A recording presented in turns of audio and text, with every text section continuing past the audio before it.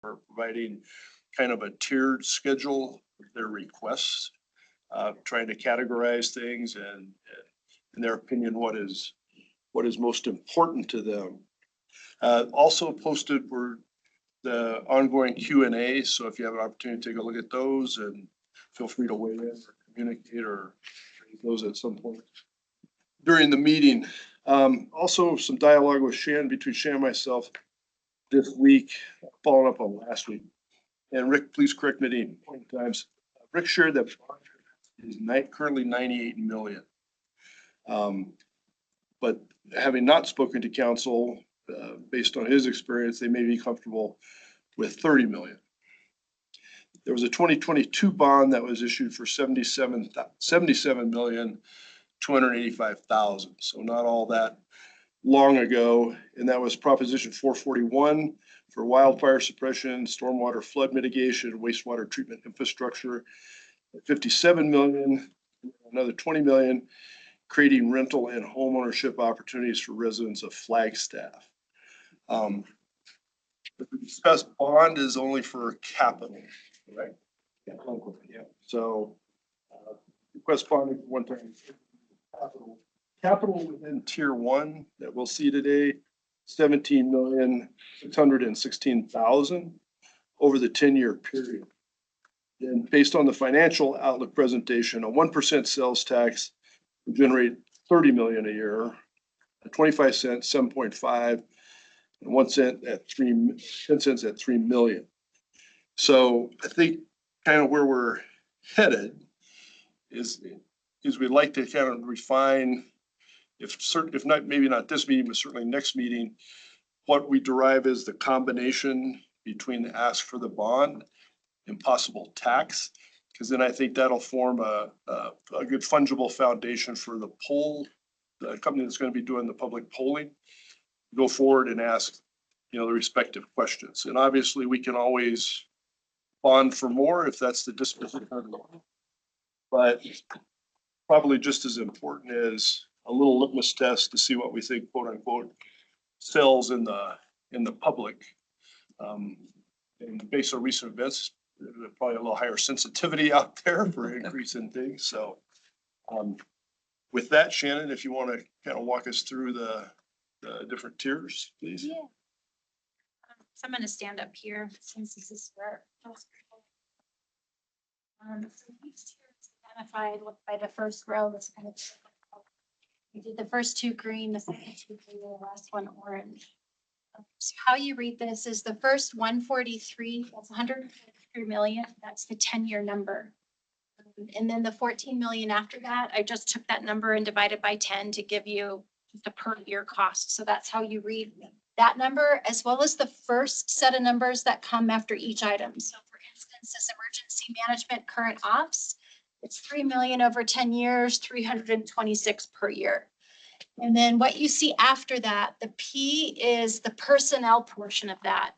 So out of that 3.2 million, almost 3 of it is personnel related. And then this is contracts commodities. That's what the CC is. So 413,000 of that 3.2 million over that 10 years is contracts and commodities. If you go down to the next one, emergency management new positions, that's where you'll see a CA at the very end. That's capital. So that again is going to be more than likely, it's usually buildings or some type of equipment, something that's considered a capital expenditure. So that's how you read this particular document.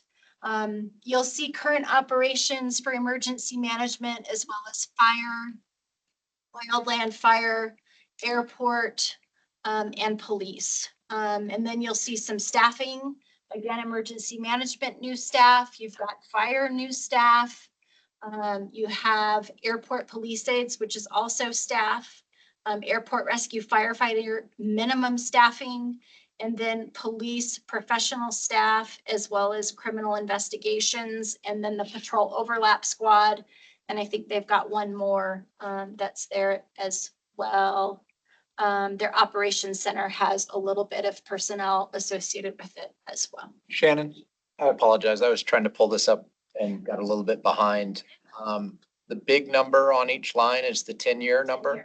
The one behind that is then divided by 10. It's a single year number. Not exact, right, because it doesn't Wait. fit, so it's just a per year cost. And on the capital, is that 1-year capital? Like I can accrue capital over 3 years. Is that a 1-year figure or is that annual figure? It's, that's the 10-year total. It could be in 1 year, they could have spread it over 3 years. It's gonna differ on every single one of those lines. All of these numbers in the parentheses that have the P, the CC and the CA, those are over that 10-year period. That's Over the the total. 10-year, over the okay. 10 years. Yep. Okay, I just saw that. Or a portion of that very first large number. Perfect. I didn't have enough room to give you the 10 on those specific breakouts. So I figured at least one number for the breakout at least would be helpful. And then, excuse me, in tier one, they're not in any order, right? That's just each of the departments put it in tier one, like Yeah, so emergency management is it like number one. this is just all of the groups, Tier one. most important priorities is in tier 1. Any other questions? Okay. I think outside of kind of current operations, staffing, that's pretty much what we've got here in tier 1. Want to scroll down to tier 2. This total is almost 16 million, it's about 1.6 million a year. Oops, went a little too far. Sorry, yeah, no, sorry. There we go. 82 million, sorry, 82 million, about 8 million a year. You'll see some still current operations, right? For emergency management services, for the fire department. And so they had some of their current operations that they felt were really important and needed to be in tier 1. And then others still important, but not as important, they moved to tier 2. So in some of these groups, you'll see current operations in multiple tiers. So I didn't want you to think that we're doubling that up. So that's why I wanted to call that out to you. You'll still see new positions on the fire station to Quint. A Quint is a type of apparatus, but this also is the personnel that are associated with running that Quint. So that's why it's a larger number. You've got some facilities that you start to see here, fire training facility, total of 2.6 million, and 2.5 of that is the building. You'll see on that fire training facility, you'll see it a couple of times. We talked to the fire department and they felt that they could phase in. So if all we got is 2.5 million, they could still build some portion of the training facility with those dollars. So I didn't want you again to think that we're duplicating. You'll see some new positions, again, with wildland fire, also with police. Police, this is where you start to see their fleet expansion. So that's getting additional vehicles for the hiring of more officers and making sure that we have enough for their multiple shifts. This is where you also see their incident command vehicle. So no personnel specifically, that's something they would take out to an event.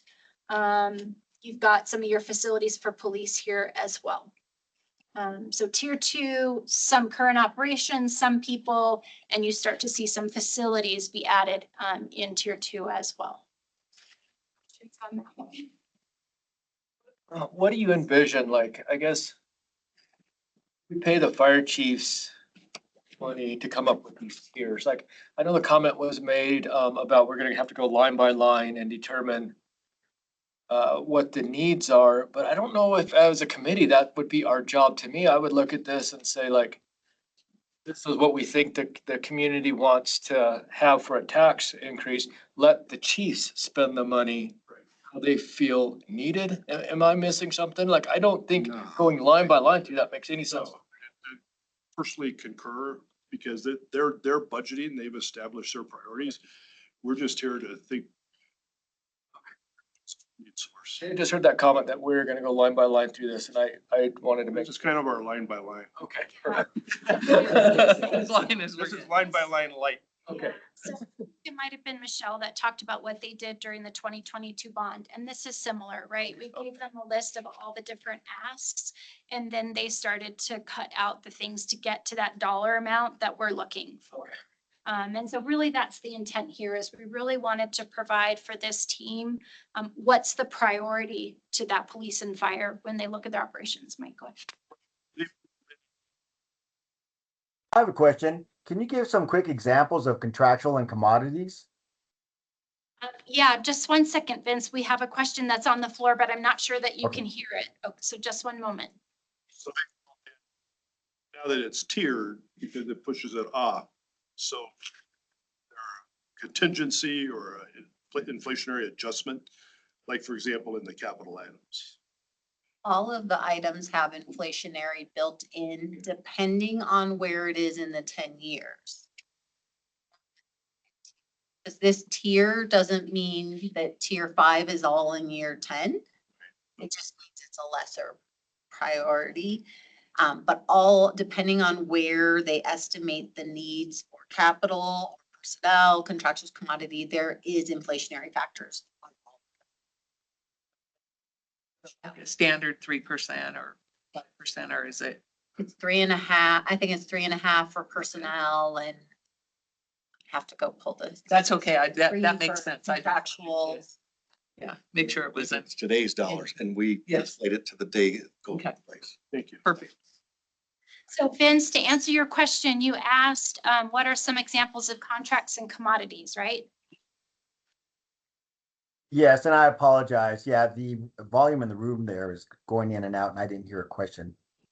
I knew that was the case because I had received that feedback in between meetings. So I know that you can't hear very well. So contracts and commodities are going to be software. It could be computer monitors. It could be the radios that are used. It could be like AED units for the fire department, any kind of specialized firearms, ballistic vests, all of those are considered contractuals and commodities. Utility. Utilities, that's a big one. That help answer your question? Yes, it does. It sounds like it's capital equipment and purchase services type stuff. Okay. Yeah, Not capital No. equipment, though. Capital equipment would be in your in CA. your capital. Yeah, so it's Right. things, equipment that's under 5,000. Right. We call it minor equipment. Yes. Nomenclature. Yeah. Any other questions on the second tier? Is this helpful? Do you want to keep You want going to through see it? it or? Does the group want to see all the tiers or? The question for me, in order for me to understand how these tiers are structured. So they're not necessarily that tier 1 is more important than tier 2, but or is that the case? So tier 1 is the absolute most important, then you go down from there. I know we'll get there, but since we have probably different funding sources for this, capital would probably fit into one kind of funding source, operations would fit into maybe a different type of funding source.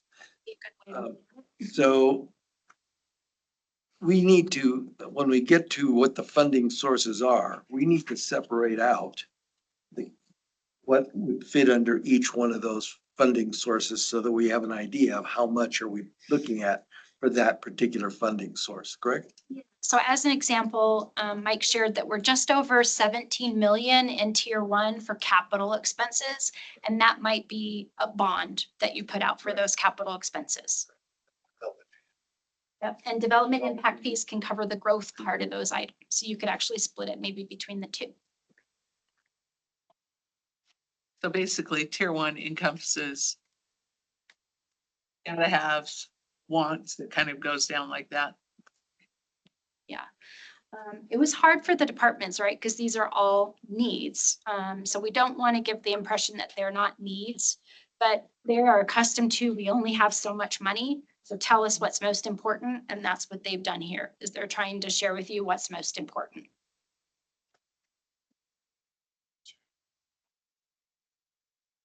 It's in more. Tax or other, and what are other possible? Can we write it down on the whiteboard? I can do it if you don't want to, Shannon. Handwritings. Right.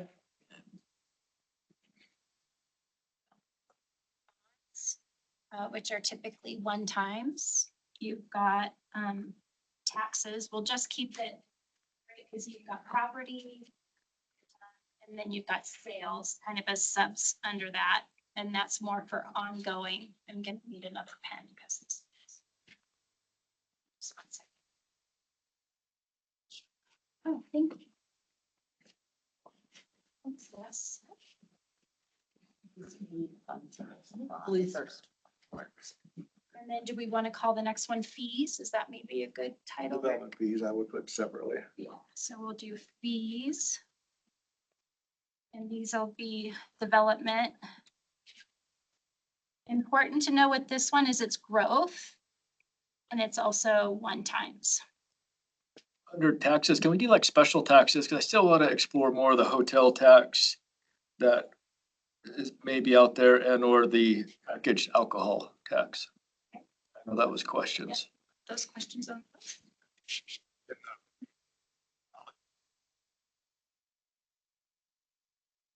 And, I don't think it's something council wants at this time. We can list it. Maybe with It's already delivering services, so. Well, hotel tax would be separate from the, or it could be separate. float a new hotel tax. Increase. Increased tax. I mean, I know we had talked about, both departments had talked about the increase in height of buildings, and specifically they had looked at the hospital and they had a quint. But we still have the height of the buildings, the hotels and some of the others that are still an issue for that type of thing. So that a possibility to add a room.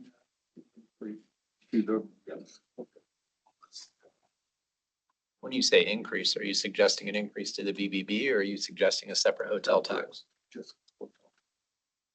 It's that category, Correct. not hotel, short-term rental, Yes. Lodging. it's hotel, There you go. lodging over 30 days. Retail scares us. See if it's the watching. Yeah, it's lodging under 30. All right. See it.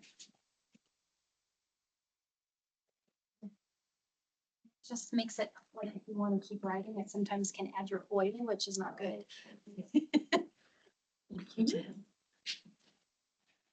I'll change this to lodging, so it's a little bit more inclusive. And lodging is not a huge category of the BBB. It's only a third of it. But yes, you can make some progress on that. But by example, if there is a 1% lodging tax, and you may have to get back to us, I mean, in round numbers, what would that? I didn't bring I left my laptop on my desk.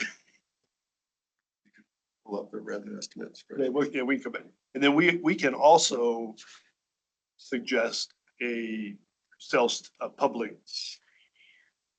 safety sales tax, right? Yeah, that I think would go under the sales line item here, yeah. On property, there's primary and secondary property taxes. Those are your two options. Do I understand correctly, in the property taxes, primary can be used for ongoing expenses, secondary is capital expenses? Secondary is used to repay the debt for bonds. Okay. Specifically associated capital. with this first bond one. Got it.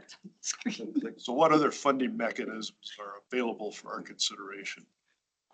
It's about a Things that are a little more, I think you have grants. We don't really get to control that, but they're an option, right? We've used safer grants and COPS grants in the past for personnel. We sometimes can get grants for equipment for one-time costs. So that certainly can be an option to consider. And there are also other things that were already existing for maybe like city council or something to use, like the 14% that we had for That's That property would be tax. just different properties. Yep. And then I also included, I put fees and rates, and I included the water resource infrastructure protection fee in there. Because that's something that is, it's a fee that's specific to water services, but it actually funds our wildland fire management. This accounts for about 1.27 million per year, currently. So that also could be, want to increase that to cover something. You could have that be a recommendation as well. For the wildland fire items, correct. Here is already funding programs, right? So it'd be an increase, like on the RIP, it would be, Maybe an increase, yeah. yes. Everything would have to be increased. There's nothing coming out of that fund. Because we already account for that 1.27 million and things that we fund for them currently, their personnel, their vehicles, their equipment. So I hate to do this, but probably come up, like if there's a 1% increase. What is that in round numbers?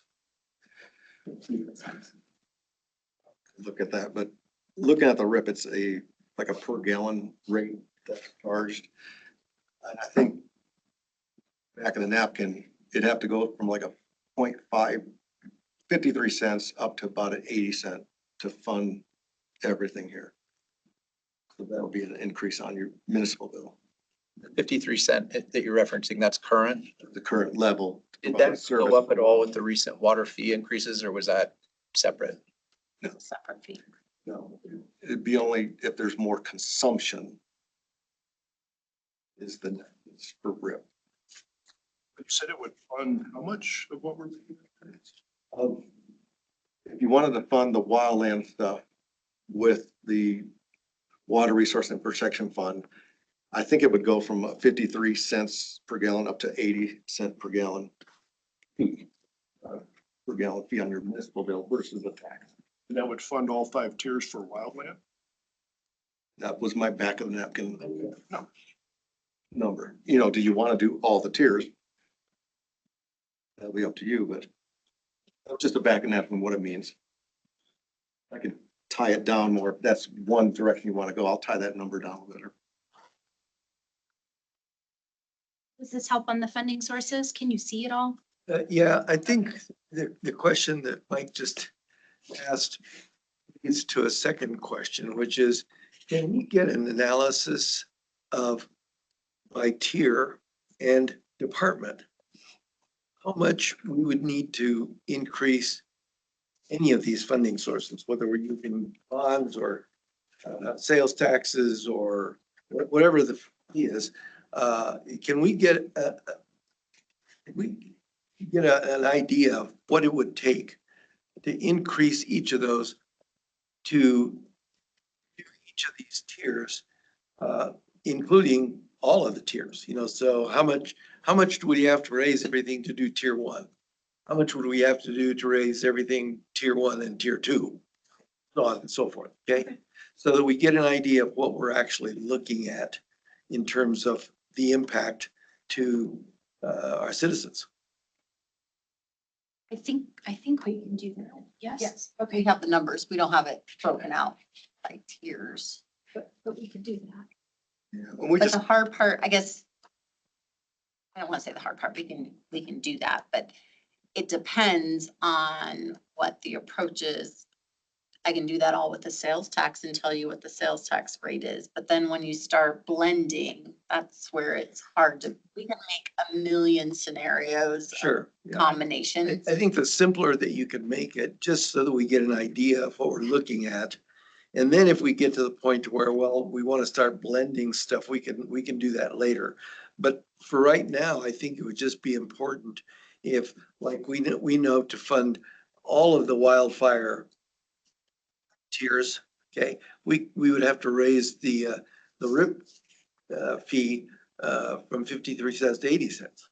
So we know, at least we had an idea. sales tax 5.0. Yeah, or whatever. Is there and or, right? That way we know this is what we're looking at to do that, okay? Right. In an overly simplistic view of the world, just for reference, a 1% increase in sales tax generates $30 million a year. So that goes a long ways. So if you, because the total ask is north of 500, right, John? You know, more of that contractor math. But at 300 million, you get pretty good way there, and then you float a bond for $30 million. Numbers are less than what you've seen. They're not. It's $110 million less they cut off of it. Thank you. Roundabouts. And I don't, you guys have more experience with these bond issues, but I think if you get too finite, like the water resource is going to 80 cents and that funds wildland. And we're gonna do a bond, some sales tax, and we're gonna say that becomes a complicated ballot measure or not?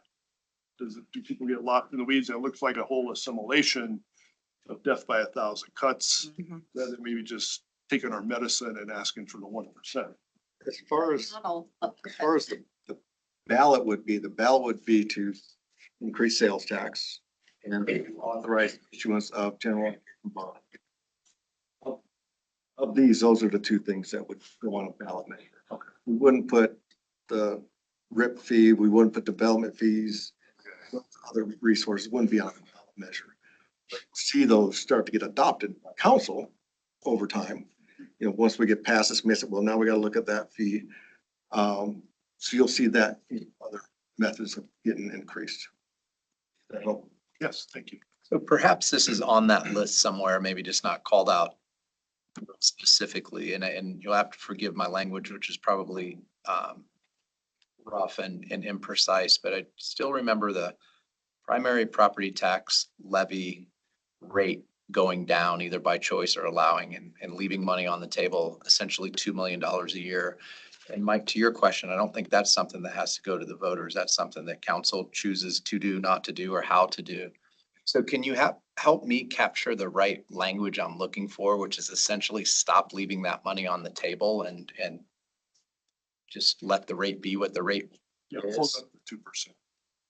Is it float up the 2%? Is that what we're talking about? They haven't approved it, correct me. They hadn't approved an increase for like 7 years. So if council really had a big appetite for that, they could take it to 14 through council action, and then every year let it go up, float up that 2%. So two. They let the rate go down, right? Or am I missing something? Depends on what assessed values, because rate is based on how much assessed values go up versus the revenues you're gonna want So to. assessed value is what you're controlling, and a rate just kind of is a mathematical result. County controls assessed value. We control how much we want to levy, which creates that rate. Okay, So. gotcha. we plug that But if you revenue, were it to basically choose is the that rate. amount so that the rate stayed steady, we would have been taking more, right? Won't necessarily let us keep rates steady. Well, Also, if you go by 5% assessed values, you only get 2%. Gotcha. So you hit a. You have to reduce your you rate. hit a limit on that top number. That's what you're saying. Yep. Have we hit that limit? And so that's what's No, making that's the the rate going down, or we're chosen to be a little less than what we, That's the 14%. okay. okay, so the 14%. You're saying taking the allowable annual 2%. I mean, I guess that's what I'm saying. In my mind, we've allowed it to go down somewhat as property values went up. And it just strikes me that letting a rate go down while we have structural deficits is, I don't really understand it. So trying to find a way to target and articulate that correctly as maybe one of our options to council of like, hey, you really might not want to be doing this given the structural deficits. Because what was that? If they did the catch up, I know it's all in this. You recall, Rick, in round numbers, if they did do A that. little over $1 million. Million. 1.05 million annually is what it comes through as. That's what 100 So it's not a huge 14% increase. About 150,000 per 4%, or 2%, 2%. per 2%. 2%. It's just, you get the number, just over. Yeah. Did you say for the 2%, 100? It's around So it'd be 150. $1 million if they had the appetite to catch up, and then roughly about 105,000 per year thereafter.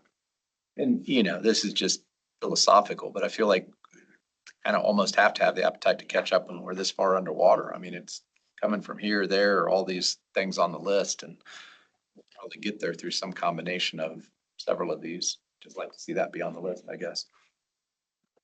We did have a conversation with council at the budget retreat about excess, using that levy increase for this budget session. So we're still trying to figure out if we would present council with the increase to fund some of the needs we have, so. You need a member of the public to stand up and articulate it in an imprecise conversational way. I'll do that. In the past week, I've changed my thinking. I mean, how aware of is council kind of what has been created here as far as these shortfalls and just simple staffing needs for the PD? They know we're working on it. They've seen lists of where the shortfalls are. They haven't seen the numbers. We've been massaging those and they see them today through the time that we've been meeting. Sorry. Update the council would be, hey, as you know, we said we were looking at these things. This is what we've determined the costs are. We've broken them out to tiers. This is what it looks like. And so it'll be educating them similar to, not to the level of detail we've spent with you because we don't have that much time, but to a higher level so that they have those key takeaways as well. I can also tell you council has been watching your meetings and looking at the handouts because I'm getting questions as well. Good. Yeah. Because they're running for election Yeah. and it'll be on the same ballot. Did you have a question? I just want to make sure I didn't cut you off. Okay. I think some of us were struggling with this last week. Still struggling with it, is what the appetite is for the council to actually start taking a harder look at their prioritization of the existing budget relative to these needs. I mean, I think it's in some regard, you know, I don't think it's reasonable for the council to just simply put all of this on us as a committee to work through and then give them a recommendation. Because I feel like the council, they need to earn their money. They need to take a look at how they've been prioritizing their budget as well to see what kind of shifts can they make within their own priorities of how they place items that are requested in the budget to move forward. I think that there has to be some kind of a combination between how the council prioritizes their budget and what this committee comes up with in terms of feeling these are the things that we think we should do. But I, on the other hand, think, well, these are some of the tough decisions the city council should be making, and it should be on their shoulders, not just ours. Weeks ago, yeah, talking to in the form of a letter, but that council changes regularly and increases synonymous with being an elected official. Yep. So I don't know how far we get, but we can give them a strong recommendation, but it's still incumbent on us to decide what we want to do here and bring that forward. We haven't gotten to that recommended budget conversation with the council yet, but I can tell you core services, public safety, those were part of their council priorities that they spoke about. So we've been taking that to heart as we're working on preparing a recommended budget for them to consider. I think their support of us doing this committee work and considering a ballot measure is another statement that it's a priority. I would also point out that specialized taxes aren't necessarily unique here in Flagstaff. It happens with BBB to fund certain things. It happens with transportation, happens with specialized transportation projects such as Lone Tree. So it seems like when we need larger dollar amounts, a specialized tax is where it tends to go within this community. I haven't lived here forever, but just looking at the budget book and being part of the budget process for a long time, that's what I've tended to see as well. So I think that is also a statement that it's a priority to them because they're willing to have the conversation and to have a process in place to consider it. I guess just as a follow-up, if the council is working through their prioritization now or in the next few weeks, to come up with their budget recommendation, how is that gonna affect the decisions that we make on what else do we want them to do? I think where it could impact are maybe some of these like current operation line items.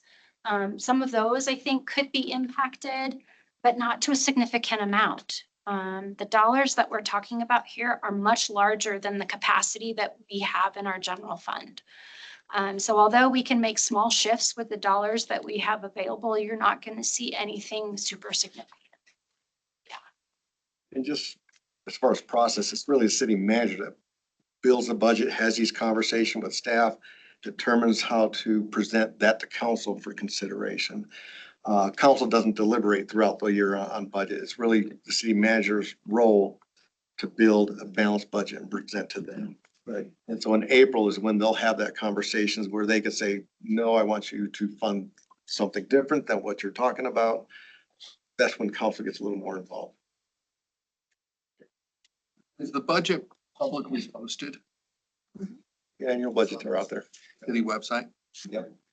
And the discussions where we present recommended budget and council talks about it, those are actually public meetings. I know John's been coming to quite a few of those. If you can't come, you can watch them online. They're recorded just like we do these meetings. So you certainly are welcome to do either way of those to kind of see what's been discussed. Now on YouTube. Yeah, it's on YouTube. Yeah. So once this committee comes up with this outstanding recommendation, whether it's bonds or taxes, how is this gonna be sold to the community? I mean, when CCC went for theirs, we did over 100 meetings trying to explain what we wanted to do and how it was gonna impact. So we can come up with this best plan in the world, but if there's not somebody out there selling it, if they were sitting in here for the last 2 months, it would be easy. It'd be easy to say, here's what we recommend. You're gonna have a lot of people backing it, I would assume. I don't I think think there's we're one. 6 months behind the What's that? 6 months know. behind the 8 ball. So, That's where I'm just wondering, so we come up with a great plan, how are we gonna sell this to the community? Or so we don't sell, but we can educate and outreach. We're a little more restricted because we're a government agency. Yep. And so our timeline is actually built similar to what we did in 2022. Council elects for this to go on to the ballot beginning of June, then that's when we start our outreach measures. We do have meetings. We send out packets to special interest groups. We actually will put recordings and information online because we realize a lot of times people nowadays aren't going to attend meetings. They just want to look at it on their own. And so we'll create a lot of materials where folks can do that. We also have something during your process, which is that community survey that's also going to give us some community feedback that helps us identify where some of those points of confusion might be, where we're going to need to explain a little bit more. So that helps us also create what is appropriate outreach and education materials. So as far as timeline, we're okay on timeline. This is typically the process that we run. Where that sometimes can be changed, as Mike knows. We did a 2020 ballot measure group where we were talking about things for a bond election, and then the pandemic happened. And so we pulled that off of the docket and decided not to do a ballot election during that time frame. So those kinds of things can still happen, right? If we find ourselves that we're going to go into recession, we're probably not going to put something on the ballot. It's just not in good taste. Are there takeaways? Because Prescott was successful in passing. It worked. And so are there takeaways there, things that we could pick up to implement? We've been talking with Prescott. The interesting thing from that particular group is it was community led. It was a community-led initiative in that particular space. They used it initially to fund their public safety retirement system liability, and shifted it over time to help with some of the operations and kind of apparatus, those types of things. And that educational piece, I think, is key, even though you like to say you're not selling, we have to make people aware. Yeah. So it's kind of a marketing program. It's making information available and trying to explain it. And making sure we're getting the information out to the, because there's probably really a small fraction of people that engage in this, right? But we're asking everyone to vote. And so the wider we can get, the information out, probably the more success rate, higher success rate we'd have. Agreed. City employees can sell it, if you're supporting it and you want to sell it, you could be out in the public selling it, that kind of side. So just inform what we have. Well, we saw that with CCC. I mean, there were citizen advocates. Right. And the staff members could only provide the information, and it was a little bit of a dog and pony show that I think worked really well. And go the other way too. I mean, people can come out against it, so you could have citizens on both sides. Kind of going back to the comment of you producing the budget, I think somebody asking about, cutting from other places. I might just say that it would, I think, go a long way in the community if the community saw some cuts or shifts or reprioritization or austerity, or I don't know what you want to label it, but like, look, this is a big problem. It's a big number and we're trying to do it, following 3 ways, including we've looked at this and done this, as opposed to, hey, we need more money, here's our ask. Right. So,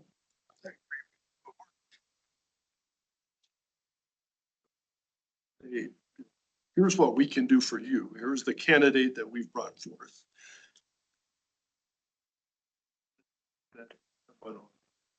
I'm not suggesting it can all be found there, but, No, I agree. just the The level of effort. effort, I think, goes a long way. It helps the narrative, right, for the citizen, for the people in the community, if they know that we're making efforts, the best efforts we can with the dollars that are already coming in.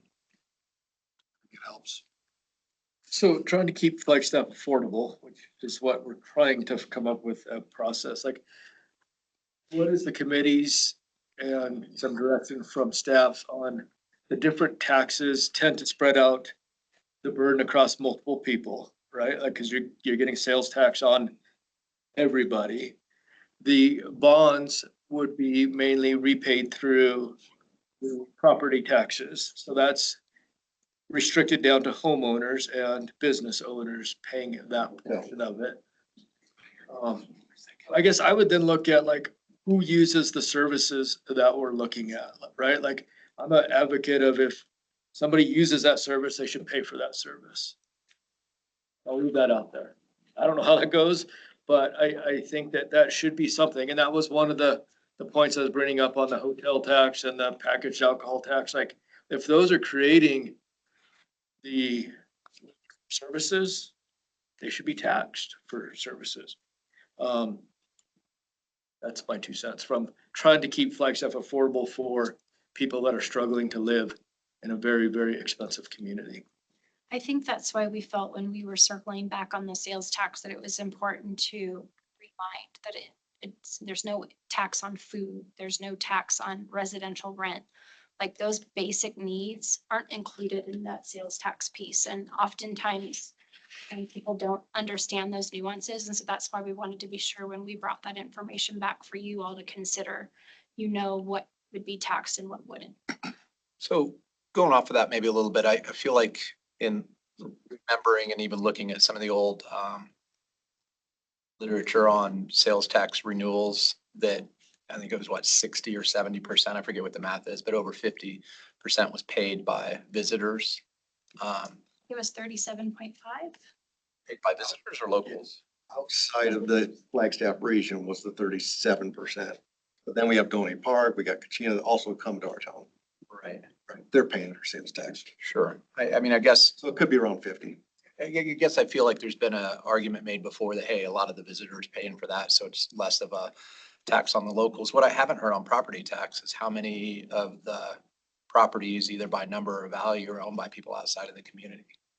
I've done just the basic amount of research to that, and it's a significant number. I'm just saying, if we're gonna talk about how it's paid and who it's paid, and I get your point on affordability, I hear it loud and clear, I live it, we all live it.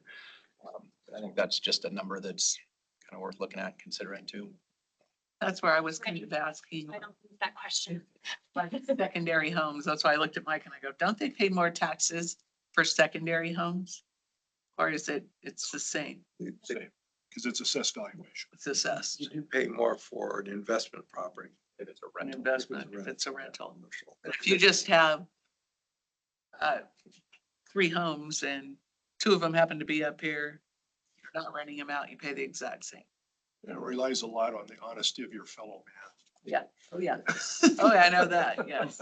So in Phoenix, you often hear, like, when people go out hiking, to your point, they go out hiking and it's 110 outside and they have to be rescued, that they pay an additional fee for stupidity tax is what I call it, but something similar where, okay, you should have known you shouldn't have been out there hiking in the mountain.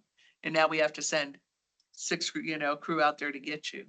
Is that kind of what you're talking about as far as if you use the services or if my house just burns down and there's really, I didn't have anything to do with it, it just burnt down, is it?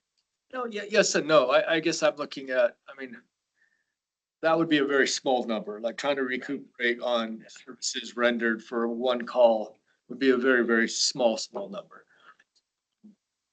And maybe numbers on packaged alcohol are very small numbers, or hotel might be small numbers too. I don't know what those numbers are. It might not even be worth talking about.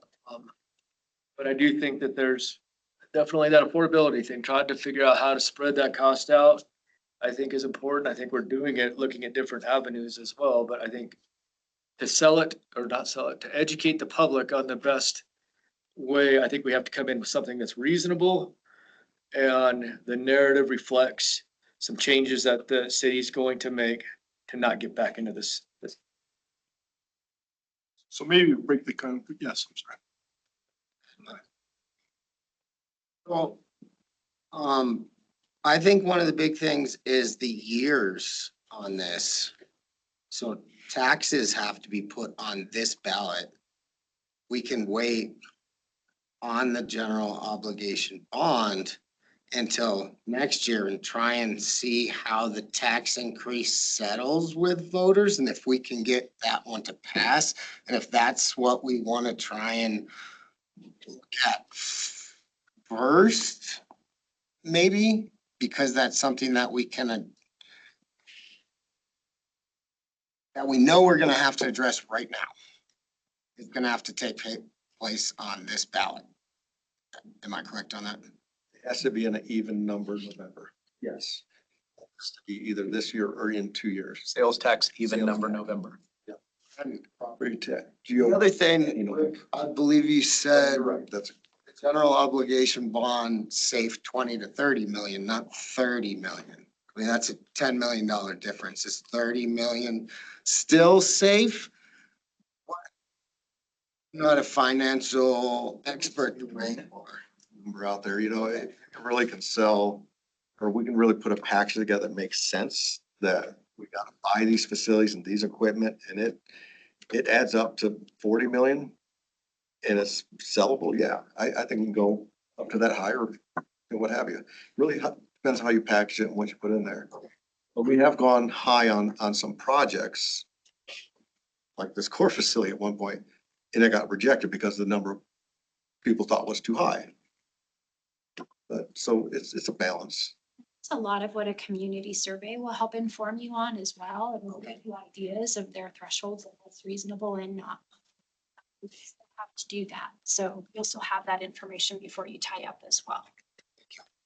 Because we can really, I think, to be efficient, have a two-part conversation, because we could go big. But as Rick shared with us, there's 98 capacity in the city. Is that the correct term? 8 million. There's 90 at current rate for bond. 30 plus or minus seems to be a number that is educatable, marketable. So and there's 17 million in capital in tier 1.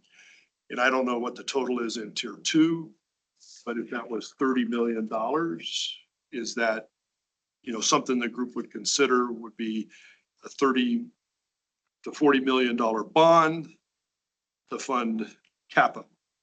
Because it's a two-part conversation. So I think we gotta split it up, whether we do sales tax first or bond first. We have to make a couple determinations. So just be sure there's a group if we want to have the bond discussion first or the tax discussion. In regards to that, I mean, maybe I'm looking at this wrong, but I would think that if you did one without the other, you hire more people, but they don't have the vehicles to operate because we haven't approved the capital yet. Or vice versa, we get the vehicles, but we don't have the personnel to operate them, then, so I'm having a tough time separating the two out because I think they're both related and they have to kind of work in tandem. Am I wrong? That your education and outreach is one time instead of twice. Sometimes people can also forget things that you tell them now. They won't carry it over to the next time you have the conversation. Or even worse, they're like, you already asked us for this. We already said yes. That's what they're figuring. Just say, hey, you just raised our taxes over here. Now you're coming after more money, you know? There can be pros and cons to it. Yeah. Sure. No, and I think the polling company can give us a little guidance on that, but I think at baseline, the charge for the polling company is pretty easy. But support a $30 million tax, would you support or bond, would you support a $35 million bond, would you support 40? You know, engage that. And then coming back, would you support a 1% sales tax at X? Would you support 50, take it down to a dime? And that would give feedback to ourselves at council about what the potential success of this is and what the real funding sources look like. Not get too overly complicated, keep it pretty simple in the public polling. And for that polling, I think it has to have what the cost to the taxpayer would be. Okay. So what that would cost, because really that's what it's gonna come down to is what's sellable. Are we looking at $1,000 a year tax increase or $200 a year tax increase for an individual taxpayer? Property tax or sales tax? Yes. Come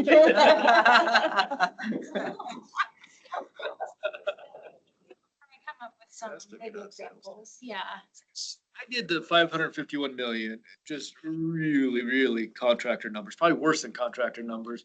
It was significant, like just through sales tax. It was like $404 a person of citizens of Flagstaff a year. So that's $1,600 for a family of four. That's a significant number for a sales tax increase. The other way too, tier one, say, okay, tier one is a $17 million bond, call it 20, and it's a 35-cent, 35.35% increase in your sales tax. And now tier one is taken care of. Our work is done. The next group can worry about another 4 tiers. I mean, we're not. Absolutely.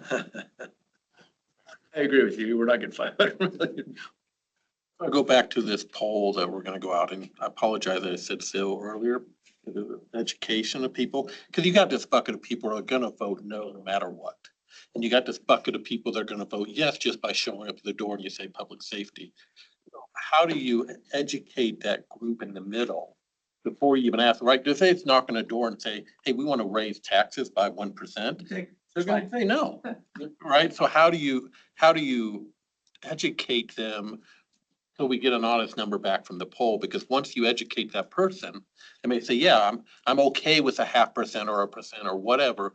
Now that I understand the gravity of the situation. So we actually reverse that. We use our polls to kind of inform to where we know where we need to educate. And so a poll is really, we use it as a guide to determine thresholds. How much of the community supports something because it's public safety, and then to what level. And these poll questions are developed in a way that not every single person is asked the same questions 1 through 10. Ask them in different orders. And the goal of doing that is to figure out like thresholds. What percentage of the people would be supportive if you did X? So it's really meant to inform us, not necessarily to be that measurement of how good our outreach is working. It's more of a gauge of to help us inform on recommendation and then what do we need to focus on our outreach. Plus a lot of like the questions that will come in, any community meetings that we do have, questions that come in through that also helps inform us as to what information do we really need to get out. Because oftentimes it's misunderstanding or, hey, you have funded that already, so why do you need to do that now? Those are oftentimes some of the questions that we receive. So based on this conversation, do you have enough information for you to go forward with the polling company? I could, but if you feel like you're pretty close to, well, we want to say we fund, this is how we want to fund it, they could then do something more specific with that. If we're not ready to do that, then I would say, let's stick to the more general, and then you'll get community feedback that can help you determine how you might want to move forward with those recommendations. It's really based on the comfort of you all here today. And I realize you're a smaller group because it's spring break. So if you want to, Next week is the. Do you have anywhere on the tier, total, what am I trying to ask here? Like, If they did all 5 tiers. well, no, I'm thinking like in tier 1, of that $14 million, how much is operations? How much is the other things? Like if we were gonna, to Mike's point, attack tier 1, you know, how much is capital of tier 1? Could be bonded for, how much is other things that have to be ongoing? total is $17.6 million. So that would be what, 176,000 a year? Right? One. It's about way too many zeros. Yeah, 1 too many. Answer your question, I Don? think so. So The rest capital is is- 1.7 a year, so then 14 minus 1.7, that's the That's the It's the operation. 13. That's the operation. Yeah. Rough, Actually, rough. 12. Contractual and commodities on tier 1's 45.4. So what are we gonna do the polling? I mean, I kind of talked about it a little bit, but what is kind of the strategy for polling the community? Is that gonna be done by a company we hire, or is that in, We've already hired, already hired? we're already engaged with them. Kind of waiting to see how far you got to see if we wanted to do a general poll or if we wanted to measure a specific thought. Because we can go either way. What's the-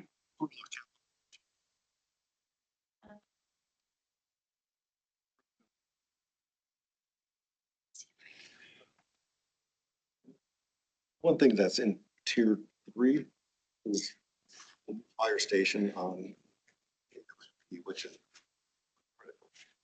None of them need right now. Probably one week. Tier 2 and JW Powell Fire Station. What's the best way that we present this to voters that it's going to go towards this? And city council changes where the dedication of these funds are going towards.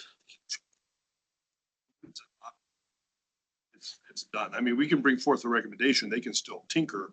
Let's say accept the bond and dedicated funds for specific For that projects. specific. And the bond will list out all the details associated with that $30 million, for instance.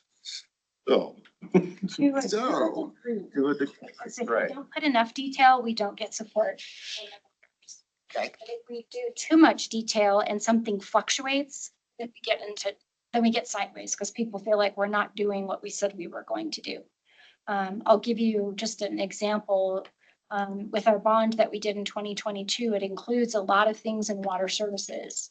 And a lot of those expenses are coming back 3 and 4 times more than what we had anticipated. So we're having to try and find different ways to get to that outcome within the budget that we were given.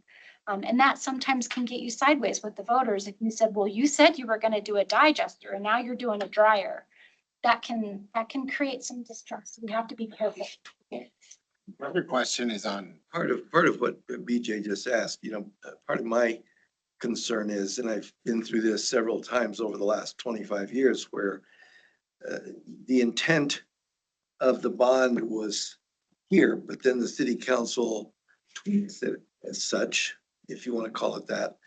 And we end up spending money on things that was never intended by the committee that pushed it forward.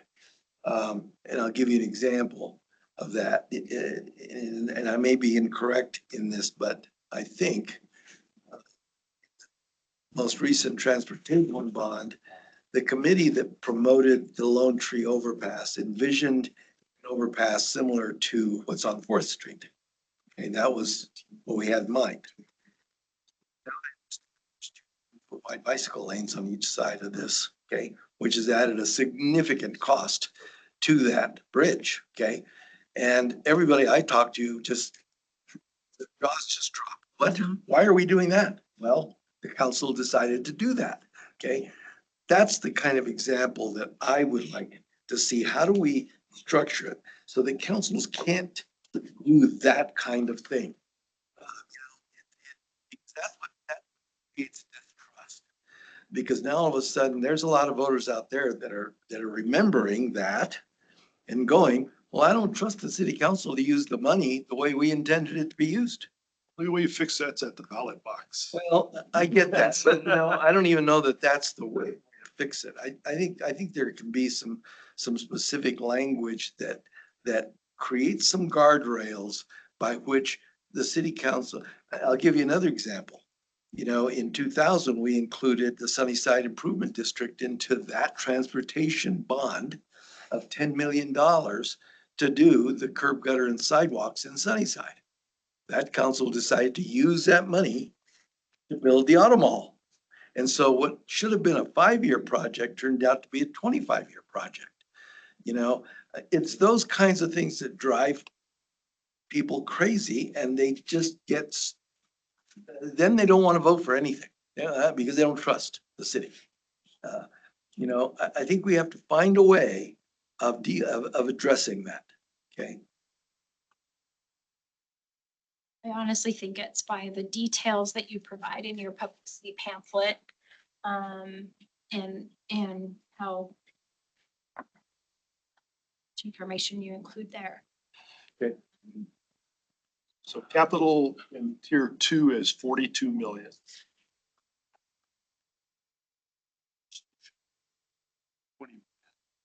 So if you take JW Powell Fire Station, which I agree with Rick, that is All's in station, or is in tier 3. Tier 3. and then 17 million in tier 1, that's a $37 million bond. You said 42 and 17. No, so 42 million in tier 2. No, that would be 17 plus 42. So there's 17 million, 18 million in capital in tier 1. Right. There's 42 million in tier 2. If we go down those two numbers, then JW Powell Fire Station, which is a tier 3 item presently, is 20 million. So I just, by way of example, took the 17 in tier 1, which the departments say they really would need. And then based on Rick's comment and the JW Powell Fire Station is another 20. That's the 37. Skipping the one. Skipping the 42. That's Skipping the 42 million in tier 2. I agree, but I go back to my other comment of, I think the chiefs put these tiers together because these were the important one. Like I still have a hard time saying tier 3 is more important than tier 2 if our chiefs are telling us tier 2 is more important than tier 3. right, but that would put us at 42 million in capital in tier 2, in 17 in tier 1. Now we're well over $50 million bond. So now we are going to get to go line by line. Still have to look at what portion of the station would be development fees. So these numbers will come down as far as what's development fee versus what we bond. We just got these numbers tied out last week. We haven't a chance to pull those out. So it'll drop it from there. Yeah, I mean, you're the pro at this, but I'd be a little hesitant to rely on that.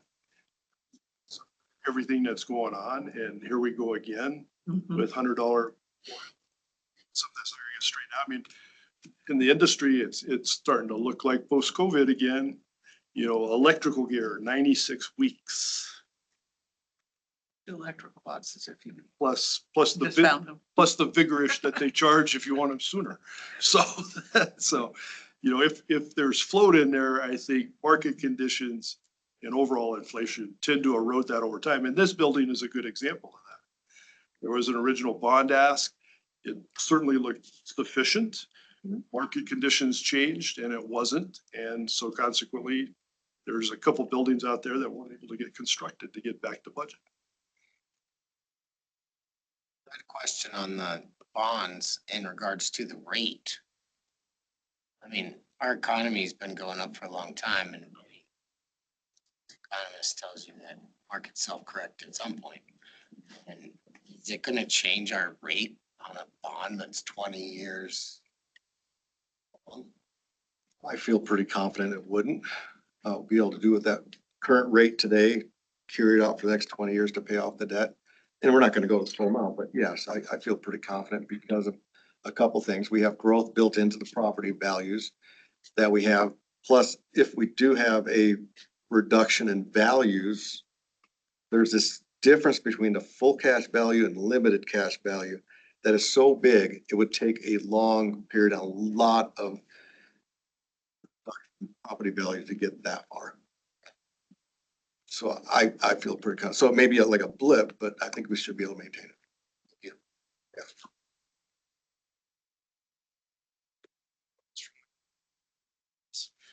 So a $40 million bond, how much would that add in $100,000 assessed value each year to a home? If we keep the existing rate, it would go up by the assessed value about 5% a year, but I'd have to go back through what that means though. Because we always, with secondary projects, we know growth in capital, growth in projects and inflation, that we want to keep that flat rate to get those revenues in the out years. So I can look at some calculations as far as what that means this year over next year with that rate. But that's for the full. Would it be, what, do we want to pick a round number of what we think we're going to ask for the bond and then Shannon could translate that into answering your question? For me, that from a taxpayer standpoint, I would like to know what a taxpayer would pay for a $40 million bond and a 0.25% sales tax rate. As to that, about $10 million a year, which is what the ongoing expenses were.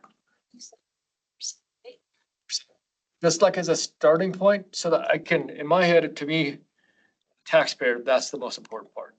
Not necessarily like what can people afford. So that's why, that's the way I'm looking at it. And ultimately, that's what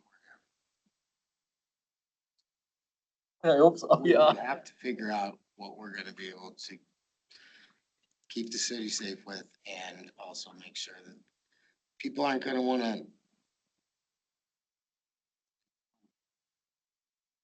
Flagstaff's already expensive. And that's the primary concern of almost all residents around here.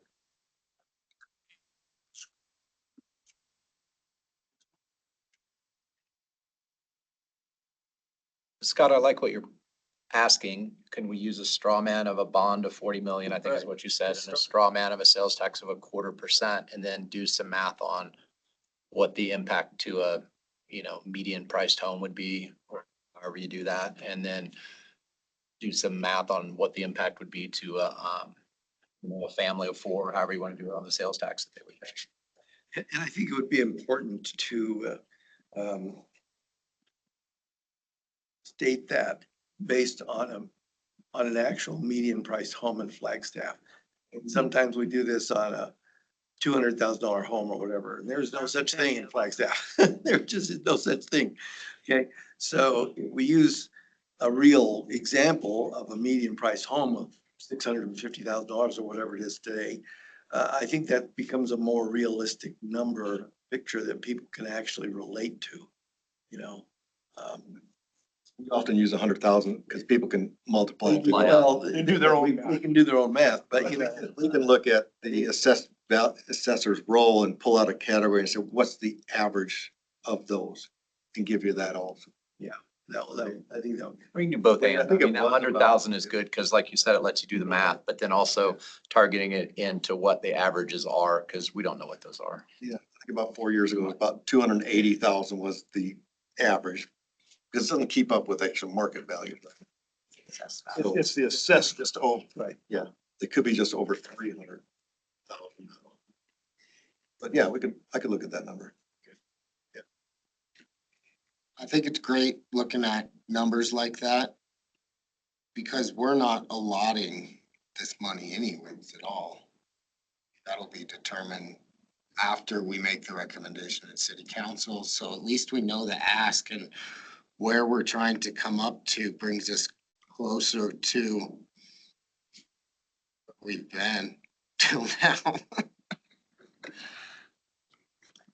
Yeah, I think if we get this information here, what is gonna be the charge at our next meeting? What are we gonna focus on next, we're gonna have the same conversation, but with more data. with more data? So then we'll decide, is it a quarter, is it a half? Do we think that that's marketable? Okay. Then are we gonna ask the polling to go with that data from next meeting and bring us back polling data from that? It takes 2 weeks. Next week. Yeah.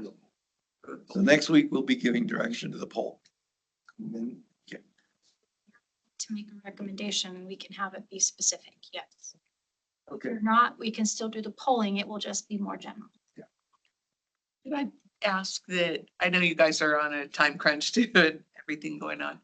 Like I got my agenda and all the stuff today and I was in 20 other meetings and everything else going on. So I printed it and I thought, okay, I'm gonna look at it. And then something else came up. Could we get it even a day sooner than the meeting so we can actually put some thought into what's coming before us before we get to the meeting? And now we're kind of going, oh, shoot, what was that?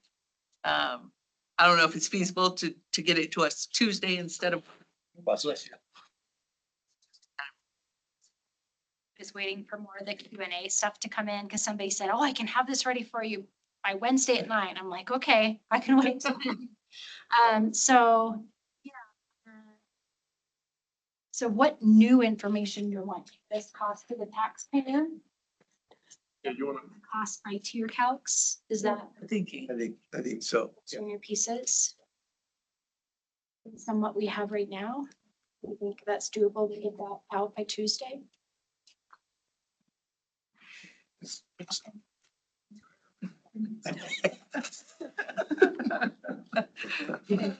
look forward to it. We could give it a good You're like, sweet, look at this. We think we can get it done by Tuesday. And Okay. certainly if we can't, I will at least communicate that, hey, we're still working on some things. Jay, can you do a share back on what it is you guys are gonna do, just so everybody? Yeah, sure. So by the tier calcs, what the team had asked for, at least what I heard, is that we're gonna go by tier and we're gonna tell you how much of that would be bond eligible, how much of that would be tax eligible, how much of that would, how much would be grant eligible. Okay. Focusing on eligibility because as we suggested, there's a lot of combinations that you then can do within those. And then the last piece that I have is the cost to the taxpayer. And that would be if we did a $40 million bond and a 0.25% sales tax, how would that impact a member of our community? Those are the two takeaways that I have. Is that accurate? I mean, on the RIP, I just want to make sure I understood you correctly. I know, Rick, you did some back of the napkin math on that, but will we get more on that to say if because wildland fire in this community, especially given as dry as it is at the moment, seems like somewhere we could shine a light on. And if there was a single way to quote unquote fix that, Yeah, that might be a good interesting one to look good at. way to look at that, because if we could separate that one thing out, that takes care of basically all of the wildfire management needs through all 5 tiers. That might be a simple way of taking that, removing that from the whole Adjust the rest of the other numbers, other right? budget. Yeah. And then adjust. I think that would be a good idea. It's that polling company for a little bit of thought on that, because I think the wildlands is easy sell. So if we had bond and tax and what, well, I did my community part. I voted to take care of wildland and I voted no on. But the RIP is The RIP council, is right? council only. Council wouldn't adopt it till next year or so. It'll be down the road before they adopt it. Yeah. So is the question, could we look at RIP, like what that would be? Because this is a per gallon rate. So do you want it based on the tiers of water or what? I guess what I was asking is just to go from back of the napkin to kind of like make sure, and then following up on what Mr. Lopez is saying is like, okay, if we were to advocate for that increase to cover all of wildland, then if you took wildland out of the tiers as it is, how would those numbers on your list adjust as a result? Yes. Yeah, and I think it would be important to see, based on the average water user, how many gallons the average water user uses. What would the impact of that would be to that? 1,500 gallons is the average. That is a of that. 5% increase. Huge. So I can get behind the whole RIP thing, but again, going back to the chief's point is added staffing on the frontline engines, that's who fights the wildfires. And I think that's an important thing to remember is it's important, yes, and the preventative aspect is super important, but the actual people going to fight the fires are line personnel from the fire station. And I think In other that's, words, that doesn't solve it. I think so. No, thank you for making. Just another Yeah, thank you. resource, really. But you said they wouldn't take action on that this year. How come? Because we already have other rate studies in our queue right now. So every year we're gonna go through divisions and they're not scheduled to do it this year. We got other fees that we're looking at. So even if that would solve big chunks, it may never happen. Right. Because they could look at it and say, it's not Bring something forward. We'll bring something forward. We may use this as kind of that basis. Okay. They already did the work. So that is the information everybody like to see for next week. Yep. And we'll pick up the conversation and start cutting the pie. Some more. I very much agree that fire is something that not only is a priority, but would help sell and encourage people to participate. You wanna say? To vote for it is because it's horrible to say, but fear is a way that people. Fire is freaking scary around here. See flames coming over a ridge. And you know your house is here and you've gotten that evacuation notice before. People remember the feeling that you have in your heart and you realize that all you care about is your family members and nothing else. And those are the types of things that I really think will help sell a large project, is focusing on the needs of fire. I absolutely understand the needs. Anything else at the same time. I think there's going to be a big focus this year on fire due to 70 degrees out today almost. And that's really puts, it scares people on a daily basis living here. And if you see a puff of smoke out there, it is all over Facebook, like instantly.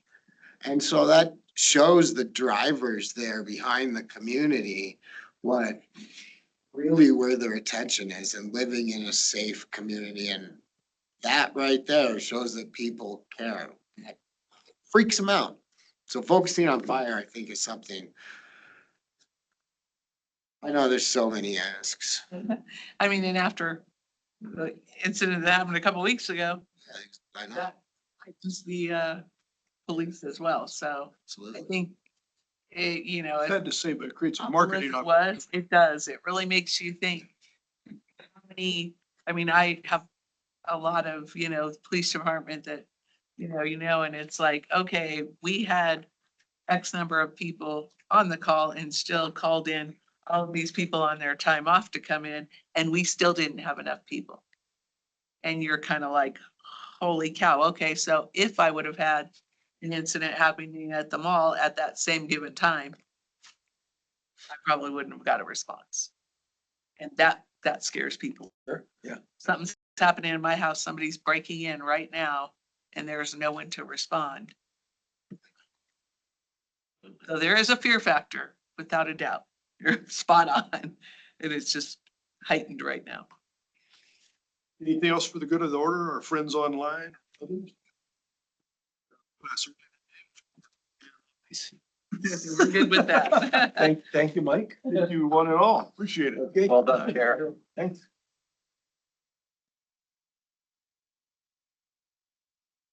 Appreciate all your hard Not any.